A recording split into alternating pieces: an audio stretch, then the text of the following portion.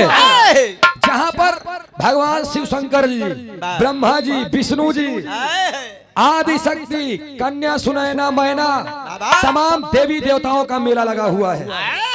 और देवी देवता के मेला लाग बा, वही मेलावा में ब्रह्मा विष्णु जी और शंकर जी बात करत है। विष्णु जी के मुंह लटका रहा तो शंकर जी कहन कसो भैया का हाल बा। विष्णु जी कहन सब तो ठीक बत्ता बत्ता। देव ऋषि नारद जी नारायण नारायण। और जब नारद जी के देखें तो विष्णु जी एकदम चुप हो गए भैया। और ये अनिल फल वाले भैया हमरे कोनो दिक्कत नहीं भैया, 1 किलो आम एक दाम देंगे ना भाई। 50 रुपया पुरस्कार नमस्ते व प्रणाम व बिरहा में इनाम मिल जाए तो जाना गवैया कहो। पूरे बिरहा का संदेश लेकर एगो कव्वाली के टुकड़ा संकेत करब मास्टर साहब। आइए कैसे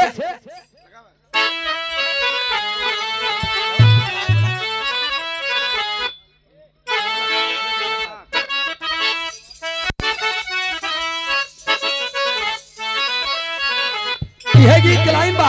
ये गीत मरहूम हैदर अली जुगनू जी गाया करते थे दोस्त। कैसे गावे? बार हैदर अली गुरु जी इस दुनिया में नहीं है, लेकिन उर्दू अल्फाज जो आपने बयां कर दिया सबके बस की बात नहीं है। गीत गाया उन्होंने कव्वाली की लाइन में। अरे दिखा दे या इलाही वो, अरे दिखा दे या इलाही वो मदीना कैसी बस्ती है।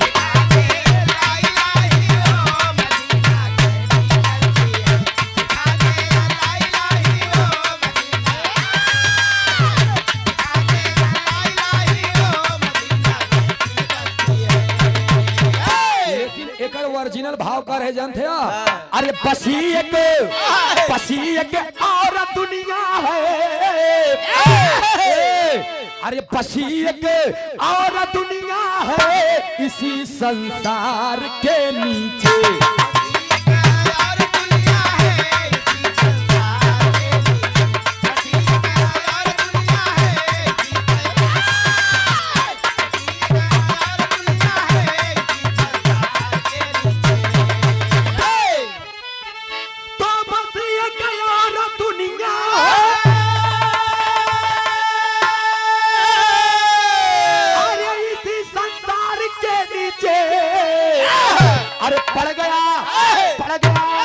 कान्हा का झूला कदम के तार के नीचे।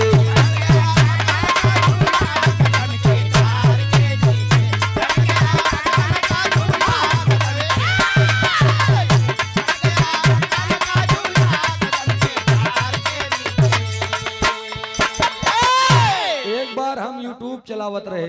यूट्यूब? हाँ तो कलाकार कोनो यही के जवाब में अब गाए रहे हैं। अरे उजर का बार छिपल बाहो,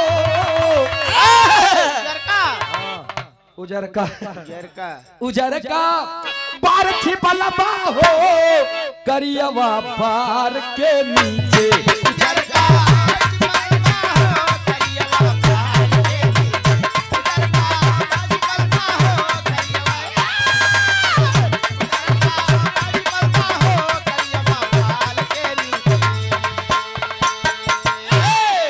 लेकिन का करबा बेनी भैया ई बात के बात या बिरहा पे हमारे तनियावा कहे की है कि चल दे तो 10-5 मिनट हमारे हसाइन में चला जाइए। इधर देवताओं का मेला लगा है। मामा आइए, मामा हमार कभी गए न हुई है। अब मामा के हम मारे था बड़े साथ है कि मामा हमारे देता हूँ।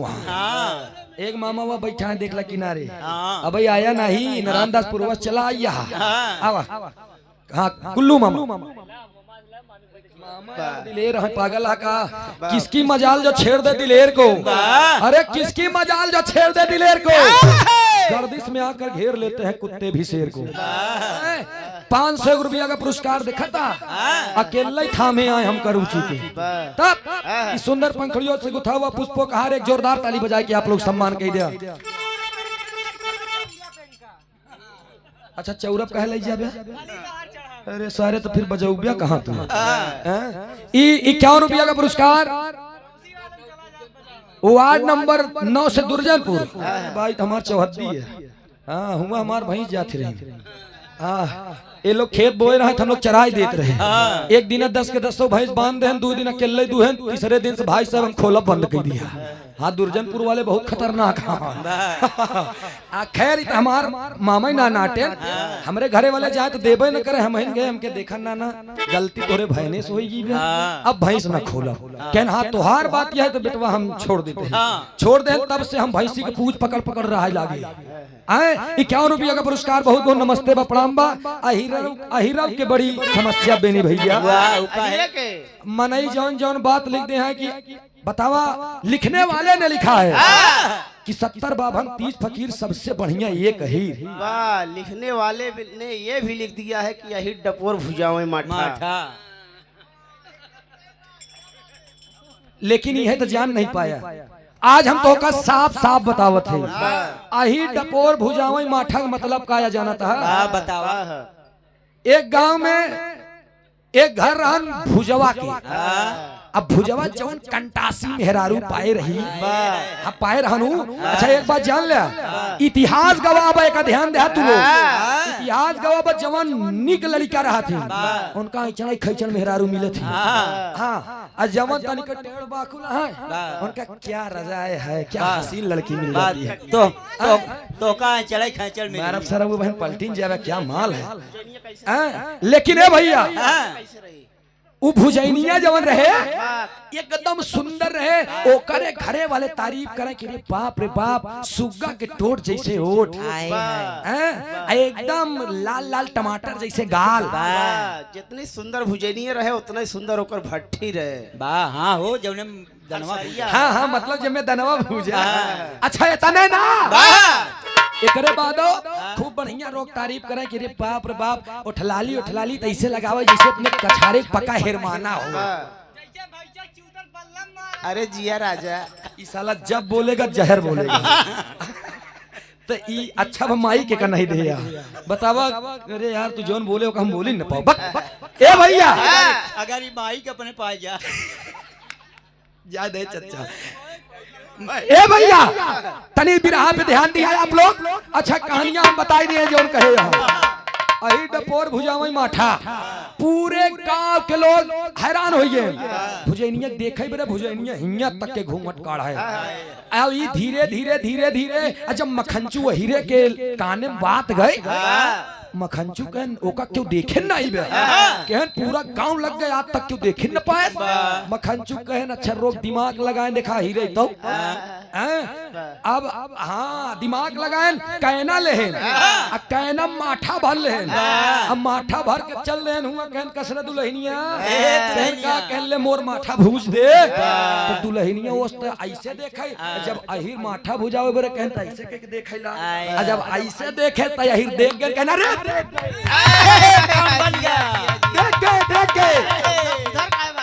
जब वो ऐसे देखे तो कहे रे मोरी माई अही डपोर भुजावे माठा। वो तो भले कह दी नहीं डपोर भुजावे माठा लेकिन अही जौन काम करे बरेगा रहनो का तो काम होएगा। तो दिमाग दारू होती निकले चक्कर में न पहरे छत्र। अच्छा लिखाई वाले तो लिख दे बेनी भैया अहिर मिटाई तब करे जब सब जात मर जाए। छत्री के 6 बुद्धि ब्राह्मण के 12 हीरे के 1 बुद्धि पटक के मारा। यार ये हमारा चेला चापड़ है। जय भारत क्या बात है। खैर छोड़ा भी रहा पे आप लोग ध्यान दिया नजम के भाव में बतावल गेल कैसे बात साहब भाव में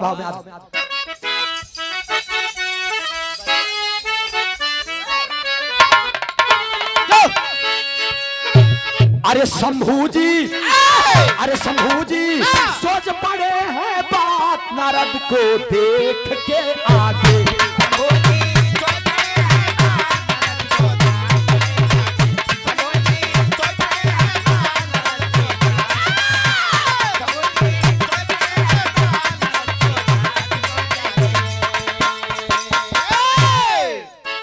तो अरे शंभू जी सोच पड़े हैं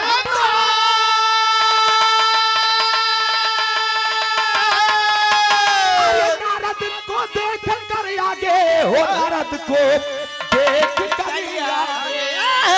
अरे विष्णु जी देख दशा को ताप, जगह तब छोड़ कर भागे।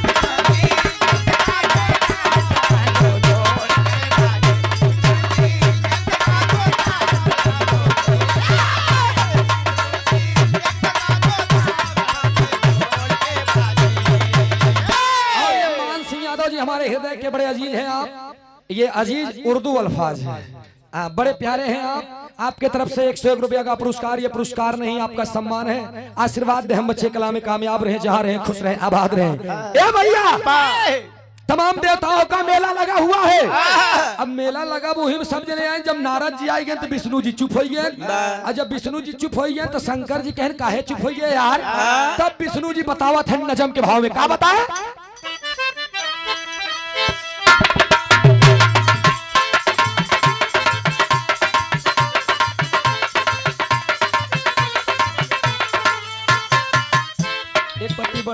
भैया अक्षय कुमार दो के जग सिकंदर पुत्र स्वर्गीय केशव चंद्र सरोज, विरहा गायक करमाइसन गाना गाते हो, परदेश पिया जाते हो, खत लिखना। क्या बात है कवि जी। ये 101 रुपया का पुरस्कार, बहुत बहुत नमन बपड़ाम, बड़े अच्छे लेखक हैं आप जैसे राइटर को मेरा बहुत बहुत सलाम, आशीर्वाद की आकांक्षा एवं प्रतीक्षा कहे।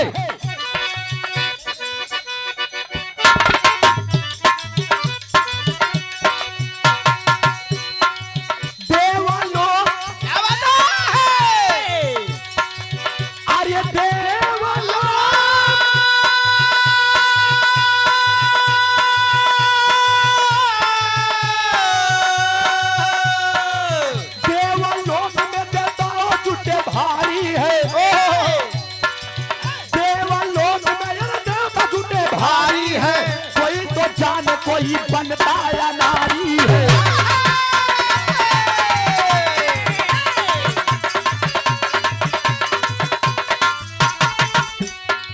सबकी नजर जो दर से बहकाते हैं, सबकी नजर जो दर से बहकाते हैं, पल भर में देव ऋषि नारद आते हैं।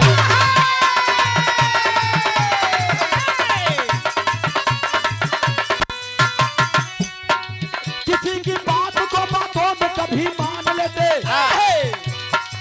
किसी की बात को बातों में कभी मान लेते, बना जो काम रहे उसको भी बिगाड़ देते।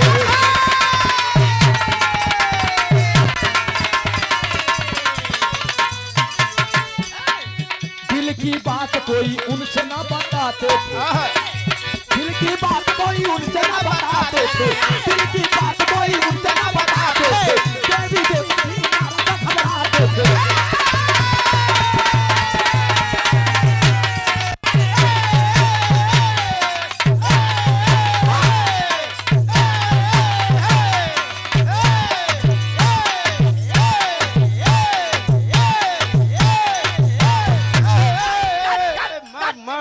भोसड़ी वाले को मारा बहन सुधर जेबे ती हम हिन के काहे तानत बेर जगह।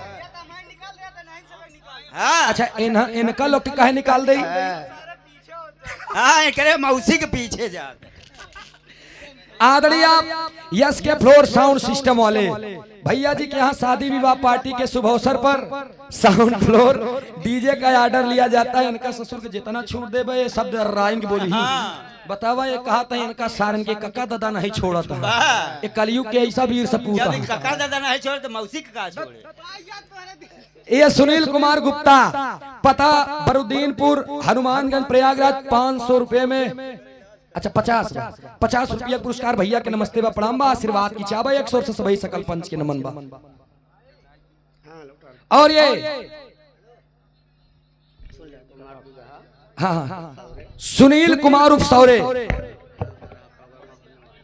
अच्छा वारी में हम कार्यक्रम में आप गाए रहे ना, हाँ ठीक बा। इस सेकेंड राम कैलाश सुनील कुमार दुधा उर्फ सौरे, हाँ ठीक। 100 रुपया पुरस्कार, सुंदर पंखुड़ियों से गुथा हुआ पुष्पों का हार, बहुत बहुत नमन है, प्रणाम है, आशीर्वाद है, हम बच्चे कला में कामयाब रहे। कहानी तनी ध्यान दिया अब है कि अच्छा प्रधान पद के प्रत्याशी भी हैं, ठीक। माई भगवती करे विजय के तिलक लगे, बन जा प्रधान हरबे न करे कभाऊ।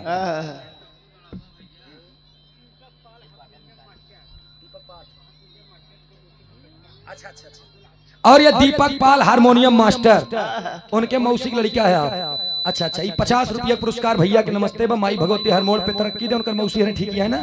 हाँ तब ठीक बा। अब आया भैया तनी हमारे गीत पे ध्यान दिया। देव ऋषि नारद जी आ गए, विष्णु जी शंकर जी कहते अरे बाप रे बाप चुप हो जा चुप हो जा चुप हो जा। कहन काहे कहन आई गे अरे मोर माई अंसी दुनिया डेरा कहन का भखन झगड़ा लगाए दे 3 महीने हो गए लक्ष्मी बोलत नहीं है। कहन तब कहन के रे का बताइए आई गे ना हम बोलबे ना करे। शंकर जी कहन अगर नारद में इतनी दम बा इतना हिम्मत बा हमारे चाय के मेहरारू झगड़ा लगाए दे। अरे यार ताकत हो चाहिए, प्यार में मोहब्बत में जज्बात हो चाहिए, जुनून हो चाहिए, एक दूसरे के प्रति चाहत हो चाहिए। तोहार मेहरारू भले मारे से एकदम तांडव कैडा है, हमरे मेहरारू जाए झगड़ा लगाए दे। ई बतिया देव ऋषि नारद जी के कनावा में जब काने में चला गया, जब चली गई बात देव ऋषि नारद जी बोले नहीं हुआ से लौटेन। जब लौटेन देख लाइन तर्ज लग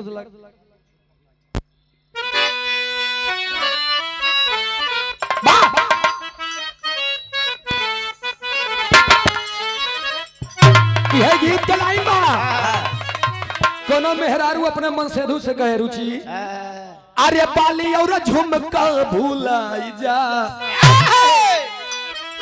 अरे बाली और झुमका भूलाई जा, नथुनी पे गोली चले तब से मंगवाई जा। गोली चले तब से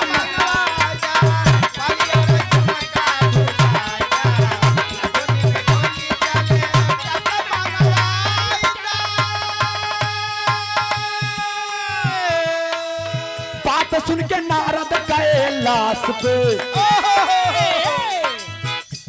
देव ऋषि नारद जी सुन लें बात क्या रे बाप रे बाप शंकर जी घमंड बा कि हमारे मेहरारू से झगड़ा क्यों न लगाई पाई। चल रहे तुरंत जब चल रहे तो हो का बा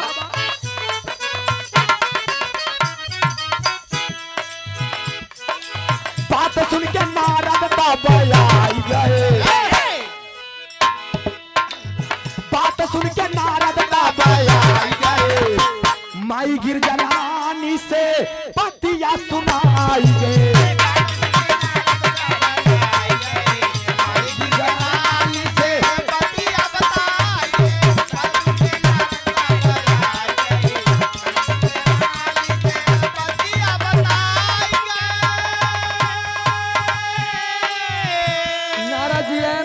पार्वती के लगे पहुंचे माँ ए माई अरे बाप रे बाप तोहार किस्मत खराब बा, तोहार करम फूट गया माई।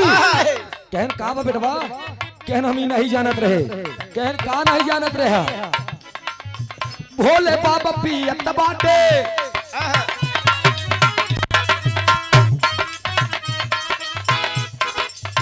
सुना भोले बाबा कारत बाटे नासा पताई देखा लगे घूमे कई कई लुगाई।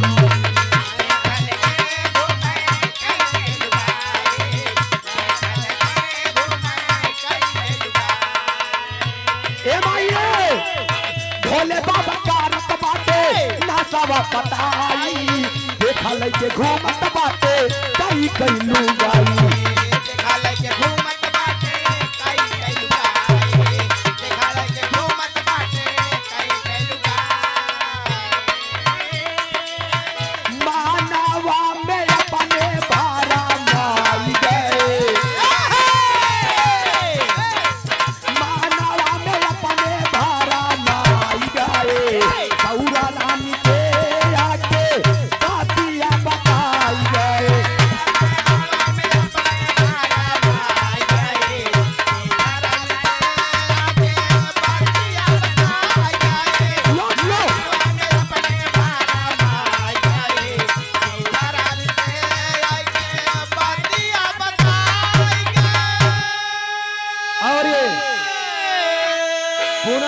इस भाव पर प्रसन्न होकर हमारे मुन्ना यादव मामा जी 500 रुपया का पुरस्कार दे के एकदम चोला मस्त कह रहे दोस्त। इनका मामा चाय हो पिया तनी से 500 रुपया का पुरस्कार नमस्ते व प्रणाम बा आशीर्वाद की चावा। वार्ड नंबर 9 से दुर्जनपुर से 10 रुपया अरे हमार तोहार 10 रुपया कहाँ जाई हो आओ कोनो दिन चाय पिया कहानी ई 40 रुपया नहीं 50 रुपया पुरस्कार नमस्ते बा प्रणाम बा आशीर्वाद दे हम अच्छे कला में कामयाब रहे और क्यों जने यहाँ अच्छा ठीक बा देखा गवैयन के धन दान देश कबहू धन घटत नहीं जैसे 500 देबा काल 1000 मिली 1000 देबा काल 2000 मिली। वाह हम लोगन के नाम 4 बीघा लिख दा कल तू लोगन के 8 बीघा मिली न माला लिख के देखा सवेरे मिल जाए 100% गारंटी है इस बात की। हर जगह गारंटी लेके टहराता है वैसे कसम से बताओ तो हम प्रधान हो तो कहीं पहले बांधी था आ 4 बीघा तोहरे नाम लिखी सवेरे 8 बीघा ना हो तो मारत मारत हनुमान बनाई दे 4 बीघा रजिस्ट्री करावे में 15 दिन लग गया तब मैं भाग गया। ए भैया तनी समय गीत पे ध्यान दीजिएगा। देव ऋषि नारद आए माई पार्वती के लगे अब पार्वती लगे जाके झूठे नखरा बनाए दे रे बाप माई तो हर किस्मत फुरिए देवी माई कहन का बा कहन भगवान भोलेनाथ के हम अपने आँखी से देखा माई तोहरे सिवाय न जाने कितनी मेहरारू है उनकी। अरे मोरी माई मेहरारूवन के अगर मेहरारू वाली बात बताई दे तो इनके ऊपर लागी नीचे न बुताई तो नीचे लागी अब ये लगिन पर आई एकदम आगी ज्वाला आँखी से। अरे भोले ऐसे आए मेहरारूवन लकड़ी को सवत नहीं बर्दाश्त करती एकदम छटपटाए लगी कहाँ हो कह माई हम नहीं जानी लेकिन इतना जानी थी हमरा सुगर सलोनी महतारी किस्मत फूटी। अब देखा नारद जी जब इतना कहे इतने तो माई एकदम मिजाज और ये हमारे मामा कल्लू हलवाई रुचि इन नारायण दास पूर्व वाले मामा है वह बैठा है हाँ कल्लू हलवाई 100 रुपया का पुरस्कार तू तो हमारे नाना ही मामा से हैरान हो जाए इतना नाना मामा है कि जेकर कोनो हद नहीं वैसे एक बात जान ले हमारा जैसी बिया हो ये हमार मेहरारू गदगद हो जाई माल से इतनी मुंह दिखाई मामी हर दे दे कि माई के माछ दुल्हा चोरी करे लगी इतनी लाला चाहिए बेस वाली साड़ी मिली बेस वाली 100 रुपया का पुरस्कार बहुत दो नमन बा मामा ऐसा बनाए रहा बिया है तक करे बात जान हुई दे कहो ए भैया तनी कहानी पे ध्यान रहा है झगड़ा लगाए दे झगड़ा लगाए के बाद बगली बरगद के पेड़ रहा है उही पेड़वा के ओटे खड़ा हुई ये नारद जी तब तक देव नारद जी खड़ा भय तो भोले बाबा अच्छा भोले बाबा आए जब आई गए तो भगवान भोलेनाथ जाता है माई पार्वती के काश भगवान भोलेनाथ एकदम गाजा भांग पिए मस्त उनका का पता कि मेला में का बक्के ही आए आए गौरा ए गौरा ए गौरा ओरी ओरी दौड़ा तनी मोरी ओरी दौड़ा गौरा तो लगी है बात की पता नहीं कौन मेहरारू साथे तू कुछ छल्ला उड़ावा था जब इतनी बात कहें तो भगवान भोलेनाथ कहें पागल हो ये तुम्हारे मुख से बातें शोभा नहीं देती मैं तुम्हारे सिवाय किसी से प्यार नहीं करता जाली आवा तनी गाजा भांग तो माई पार्वती कहती है का कहे मार साहब तरज की लाइन बात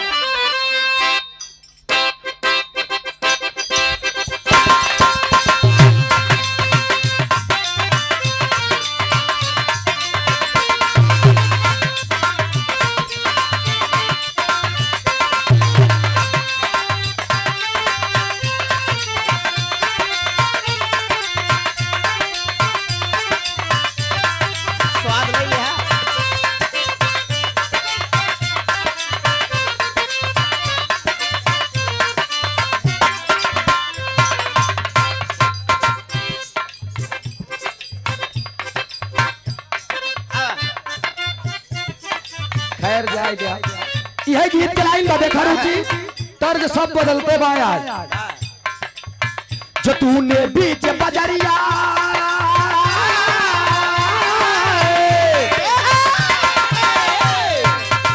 जो तूने बीच बजरिया मेरी भैया पकड़ी सैया बारे लाई जो तूने बीच बजरिया मेरी भैया पकड़ी सैया मैं सबसे बोल दूंगी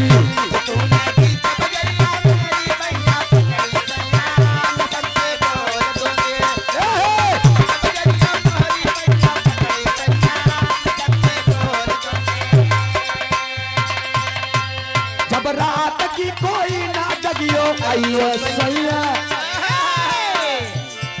जब रात की कोई ना जगियो अयो सैया मैं खिड़की खोल दूंगी रात में कोई ना जागे अयो सैया मैं खिड़की खोल दूंगी रात में कोई ना जागे अयो सैया मैं खिड़की खोल दूंगी।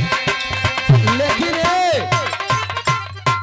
भगवान भोलेनाथ लगे गए माई पार्वती खड़ी हुई कहनी बतावा कहन का कहन तू हमरे अंदर कौन कमी रही कौन कमी रही हमारे जब तू दूसरे मेहरारू के पीछे पड़ा है कहन गौरा कहन का कहन तोहार कसम खाते ही हम तोहार माछ गौरा हम कौनो मेहरारू के लगे गए नहीं मेरा बेटा नारा झूठ बोलेगा बस इतने पे शंकर जी समझ गए वह इन बोले रहे कह नारद आए रहन का कहने एक मतलब बात सही है एक मतलब बात सही है। नारद बेटवा हमार झूठ नहीं बोल सकते कौन रही जनमोइया गाड़ी कौन रही ओकर खून पी जाब हम चबाई जाब चबौनी के छोटी उपार ले ई मेहरारुअन के गाड़ी है आज वाली आवती समय पार्वती कहन गया जौन तोहरे लगे आए ओकर नहीं पता तोहर बीजा लाइसेंस पहले से बना बा काहे आए आज जब इतना बात कहन अच्छा रुचि एक बात तू लड़बू खो लड़बू ले कैसे अपने मन भैया जब बियाह शादी हो जाई तब हर मनई के बात ये रुचि बार की ही हमहू लोग बार कब भैया ऐसे देख लिया पतन के दारू उरू में अल्टी पल्टी करे रहन अब पी ले अब घरे जा मेहरारू पता चला सुन ले कहीं भगवती गाड़ू पिए ला गया तू ओसी मतलब नहीं बक पिए हा की नहीं कमजोर शरीर वाले के पास गुस्सा ज्यादा होता है। क्या बात तुमने कही बहादुर एक जोरदार ताली बजाई दे बेनी भैया के नाम से इनके कभी गुस्सा ही नहीं आवा काहे नहीं आवा जानता है जब जब गुस्सा आए तो मेहरारू लोढ़ा तान के दिखाए बा चुप हो जा झगड़ा ही खत्म। ए भैया भगवान भोलेनाथ गौरा से कहें जा पानी लेके आवा एक लोटा भांग तब गौरा माई कहीं सुना सुना यही भाव में कैसे भगिया हमसे ना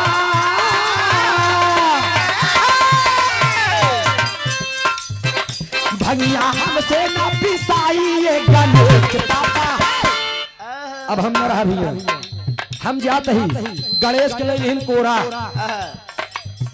भंगिया हमसे न पिसाई गणेश के पापा हम नहीं हर जात वाली भंगिया हमसे न पिसाई गणेश के पापा हम नहीं हर जात वाली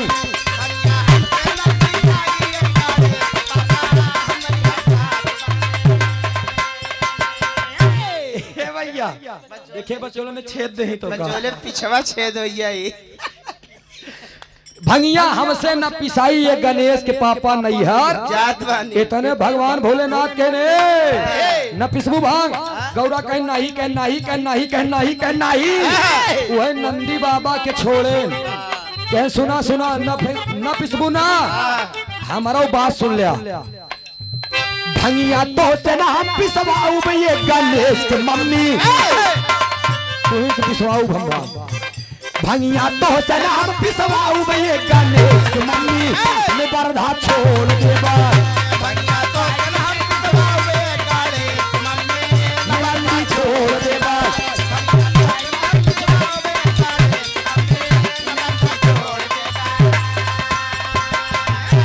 भगवान भोलेनाथ मनावत है माई पार्वती के कराप न मानब हमका पहले बतावा ऐसे उठा के हथवा रख दे मूड़े पे माई पार्वती मूड़े पर रख के सीधा गर्दन पे ध्यान दीजिएगा सुनने वाले मित्र नारद जी बता रहे हैं कि माई अगर न विश्वास होई अगर बाबू झूठ बोली तो उनके गटाई में देख ली 12 मेहरारू की मूड़ी बा। अब ध्यान दीजिएगा इसे बहुत गवैया छोड़ दें अगर कि वो मूड़ी केकर रही तो कलाकार फंस सकत है लेकिन ध्यान दीजिएगा सोच हमारे मरहूम हैदर अली गुरु जी बतावत रहे कि जब पढ़बे तब जानबे अब है कि जब तनी भैया से किया रोक दे और जब गर्दन पे निगाह गई माई पार्वती उठाइन गर्दन कहीं केकर या के आटीन भाई केकर माला या भगवान भोलेनाथ जान गए कि हमारी अर्धांगिनी आज धोखे में पड़ गई और जब भरम में पड़ गई यहाँ तब भगवान भोलेनाथ उनकर भरम मिटाए बड़े टेरी लाइन लगाई रहने की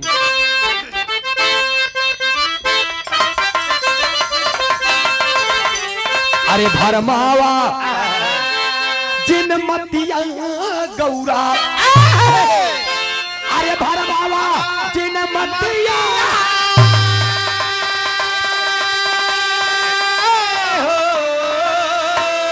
भरमावा जिन मतिया गौरा भोलेनाथ हुए केवल तो हर फटिया।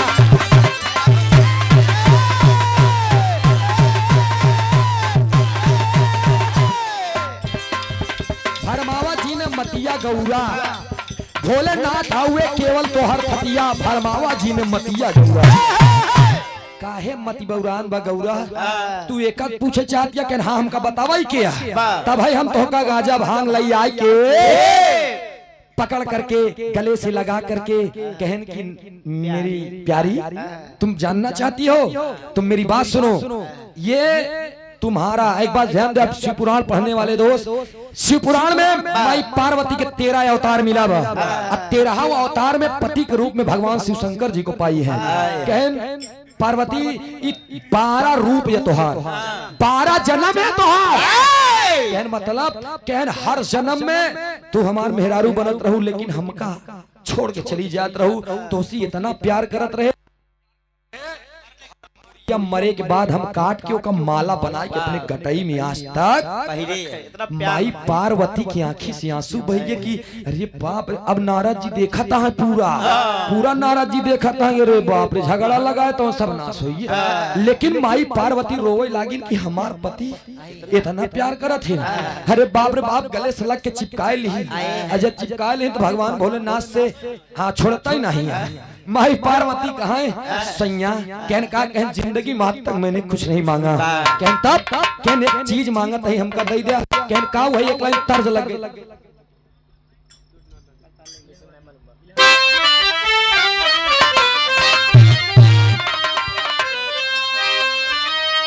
यह गीत लाइन बा आए हाय बाबू राम आधार जी झूसी नरेश गाँव है उहाई गाँव कई गो तिनिया अरे उहाई गाँव कई गो तिनिया माराए में आई हो दादा माराए में तारा मत बोलो ना हो उहाई गाँव कई गो तिनिया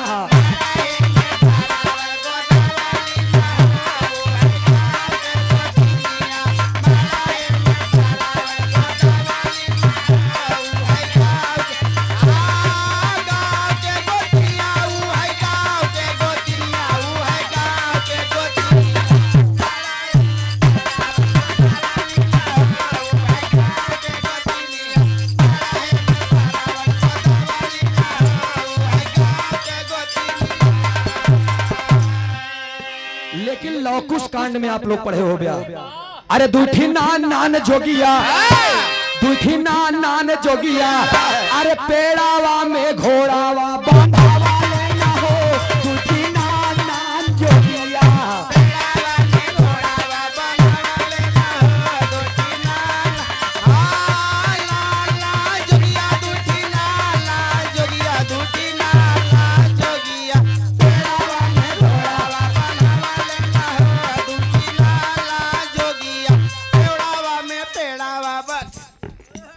देव वहीं चलाई जी अबे हम कहा था पेड़ावा में घोड़ावा बंधावले तो कहा था घोड़ावा में पेड़ावा बंधावले हो दूठी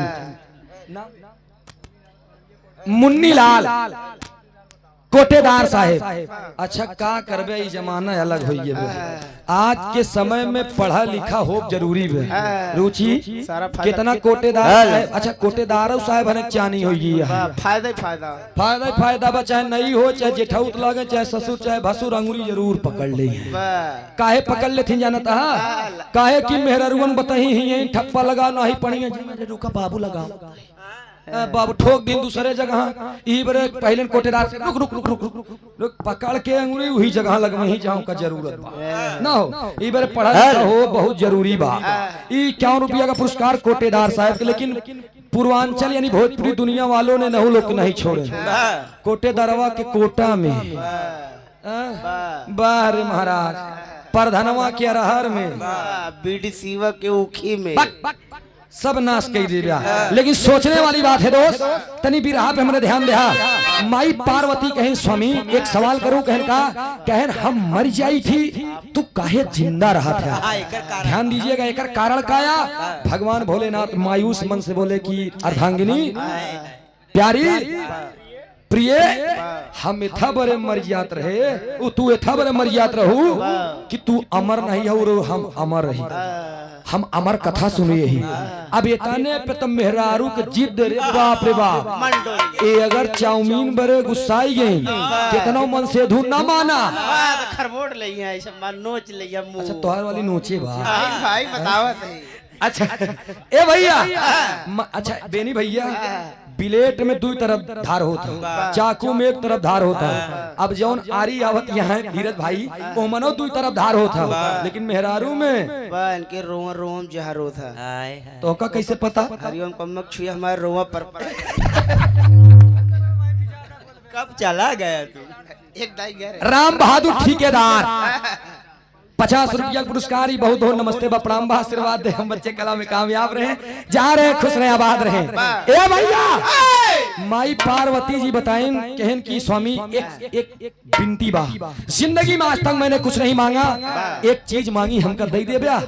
भगवान भोलेनाथ कहन बिल्कुल दे दे, कहन तिरवाचा बांधा देव देव देव। भगवान भोलेनाथ कहन हाँ देव हाँ देव हाँ देव। तब माई पार्वती खुशी हुई, क्यों वरदान मांग ली ने, का मांगत यह है? अरे अमर कह दिया, अरे अमर कह दिया हमारो सजना हो, जीवन साथे हम जाना मावा।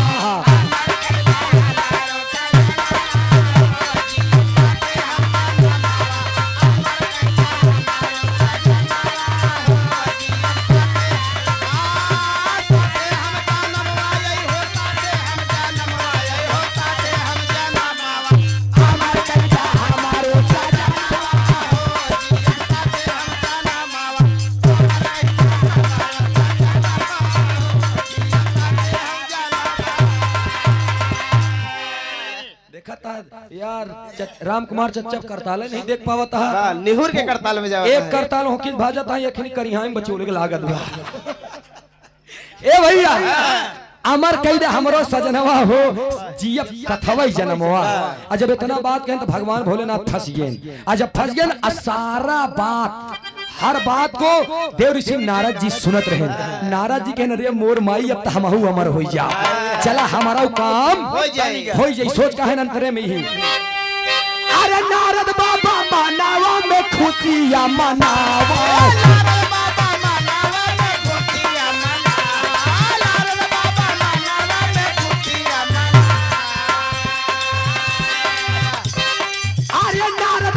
खुशियां में अरे मन हर सावन लइके भोलेनाथ गौरा पारावत पे आवा।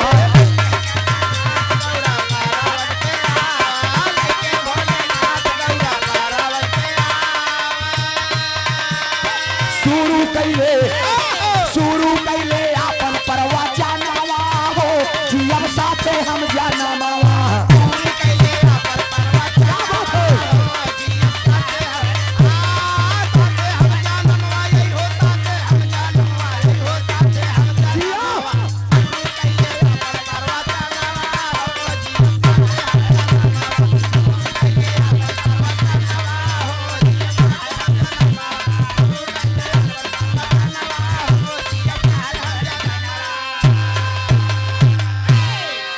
भैया भगवान भोलेनाथ माई पार्वती के हाथ पकड़ कहना ऐसी बात है नारी, चलो प्रिय लइगेन ऊंचे शिखर पे अल्लाह जाए के हुआ एकदम साफ स्थान देखे कि हिया कोनो मनईत नहीं बा, वहीं ले जाके बैठाई दे और भगवान भोलेनाथ एकदम ज्वालामुखी फैला दिए, एकदम कर्म कर दिए, आग बरसा दिए।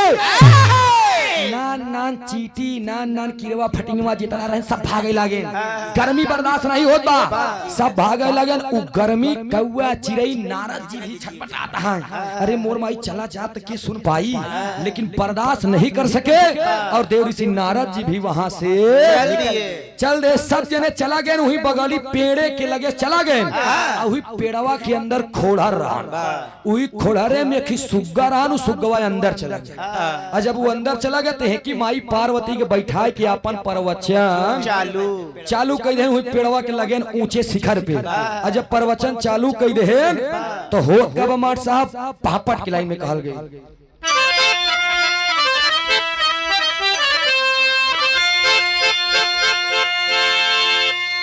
अरे बाप रे बाप अरे लइके गौरा भोला शिखर सिधारी नारी गौरा हो अरे लइके भोला अपने शिखर सिधारी नारी गौरा हो बात पाई के फसाई महतारी नारी गौरा हो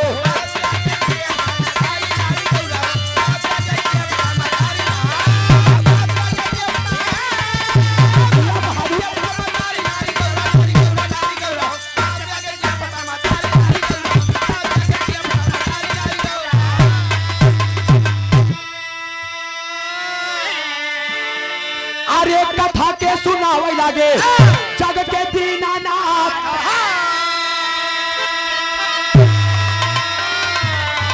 अरे अधूरे न पे सोई गईली गौरा भाई के माथे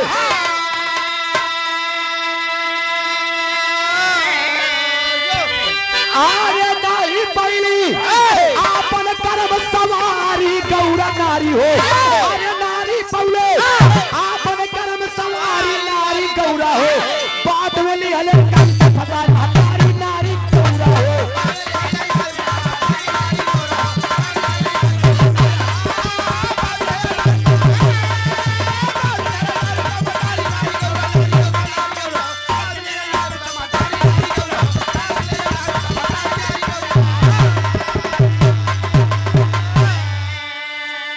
भगवान भोलेनाथ अमर कथा सुनाने लगे अब माई पार्वती हूँ करते करते आधा सुनी आधा के बाद सोई गई और जब सोई गई तो सारा कथा खोड़े से सुग्गा सुनत रहा जब 2-3 बार नहीं बोली तब सुग्गा सोचे कि अगर हम न बोला हुंकारी न भरत तो हमार कथा सुनई ही सुग्गा हूँ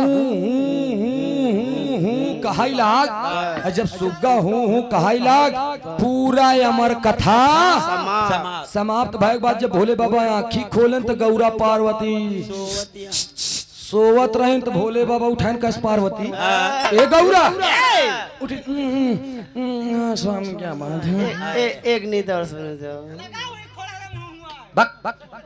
कहीं नहीं बताओ कहन कहा कहन कैसे सोई गो अमर कथा सुनो कहें गलती होगी सही है हम आधा ही सुने कहन जब तू आधा सुनू तो आधे के बाद पूरे कथा में हुंकारी के भरत रहन तू सोई गयो तो हुंकारी के भरेस दिमाग लगा के पता कई पाए जब पता नहीं मिला वही अपना अस्त्र शस्त्र उठा लिए और उठाए और शब्द वेदी त्रिशूल को छोड़ दिया जाओ जहां से आवाज निकली है उस गर्दन को काट करके तब वापस आना और जब त्रिशूल छोड़ दे त्रिशूल नाचत नाचत हुई पेड़े के खोड़ने लगे जाए धक्का मारा ये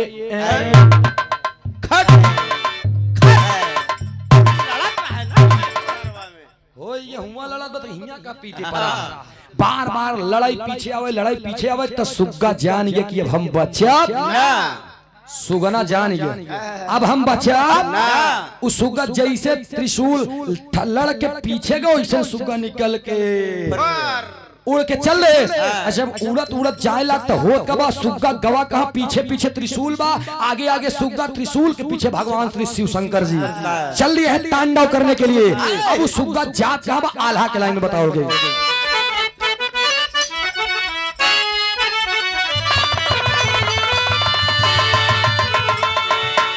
गीत के लाइन भाई है आल्हा में बताओगे मार साहब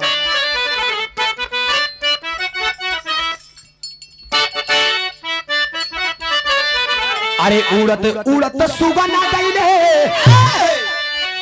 उड़त उड़त सुगना गईले समुद्र के किनारवा बाबू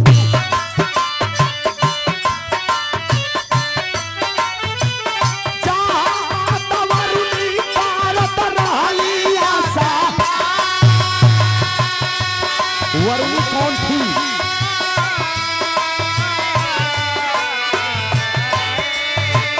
वेद व्यास की धारा पतनी आरुणी गुजरिया पंचो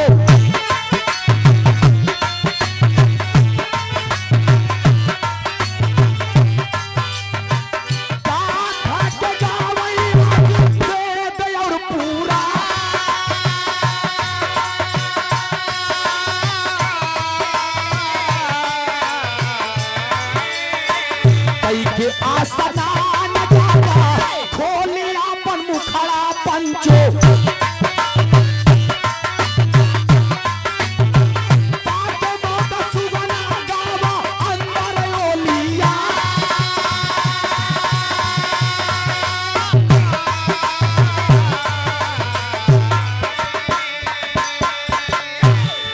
सुग्गा भाग रहा है जान बचावत बचावत बचावत बचावत समुद्र में स्नान कर रही वेदव्यास मुनि की अर्धांगिनी जिनका नाम अरुणी बताया गया। और जब स्नान करत रहीन बाल ऐसे फेंक के जब अंगड़ाई लिहिन तानी के मुंह खुला सुगना हुई मोहनई में घुस गया। अब त्रिशूल जा करके मुहे लगे बेधत बा। अरे बाप रे जल्दी खोल माई खा खोल माई काटा काटा। और तब तक अरुणी डर के मारे अपने पति वेदव्यास को याद करती है कि सैया हमार जान खतरे में। अब वेदव्यास मुनि जी चल देते हैं। आयन भगवान भोलेनाथ जैसे पहुंचे वैसे वेदव्यास मुनि। जब मुनि जी देखे शंकर जी तू हमरे मेहरारू काहे छेड़ा था कहन प्रभु अरे मुनि जी मैंने कहा छेड़ा कहनी त्रिशूल के करया कहन स्वामी ऐसी ऐसी बात है मैं अमर कथा सुनाया और मेरी नारी सो गई तो ये कथा सुन ले सभी इनके पेटे में चला गया। चाहे जो भी हो मेरी अर्धांगिनी मुझे याद की है और पतिव्रता नारी है चला जा नहीं हमरे गुस्सा से वंचित नहीं है का जान लिया दई देव श्राप तो भस्म हो जाए सब कुछ का जान ले। तब के ऋषि मुनि से डरते थे। देवी देवता भगवान भोलेनाथ उठा करके त्रिशूल को और तुरंत लौट के गए उसी पर्वत पे जौने पर्वत पे वो कथा सुनावत रहे। जिस पर्वत पे कथा को सुना रहे थे उसी अमर कथा के नाम से अमरनाथ के उत्पत्ति भई हुआ। आज भी अमरनाथ लोग जाते हैं अमरनाथ की यात्रा करे बरे। और जो सुगना पेटे में रहन ऊ का होत बा दादा पंधारी के भाव में बतावल गई। 12 वर्ष बीत गया। 12 वर्ष के बीतने के बाद वेदव्यास मुनि और अरुणी माता के संबंध से समागम से एक ही लड़का पैदा हुआ सुगना। और लड़का जब पैदा हुआ तो उसका नाम का लिखा गया ध्यान देंगे आप दोस्त दादा पंधारी के भाव में।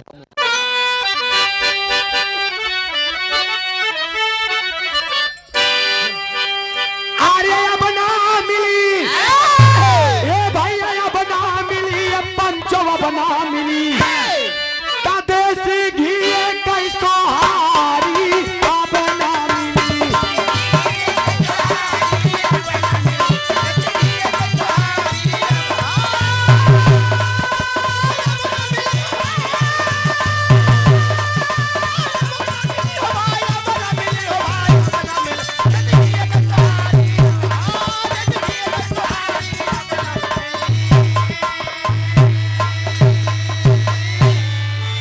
लेकिन भाव में बतावल गई लेकिन मार साहब कैसे अरे वेदव्यास के अंगना